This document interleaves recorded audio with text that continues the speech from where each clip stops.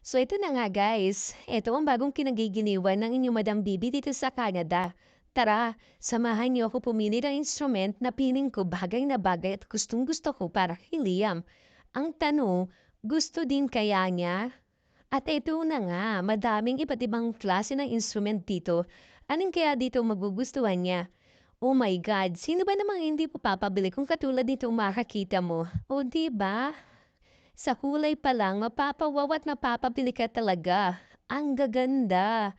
Ito na nga, samahan niyo ako dito sa Tombi Music na matatagpuan niyo lang dito sa Langley at ipapakita ko sa inyo kung alin ang magugustuhan ng anak ko. Ito yung matagal ko na pinapangarap na drum para sa kanya. Kailan kaya siya matututo niyan? So ayan na nga guys, nakapili na siya at sabi nga ng music teacher niya, dapat magsisimula muna siya sa clarinet at sa banda pa roon ng saxophone. Siyempre, bata pa siya. So tara guys, panoorin natin at ipapasilip ko sa inyo ang unang araw ni Liam sa pagtugtog niya gamit ang clarinet. Abay siyempre, pagpapasensyahan niyo ang anak ko at first time niya.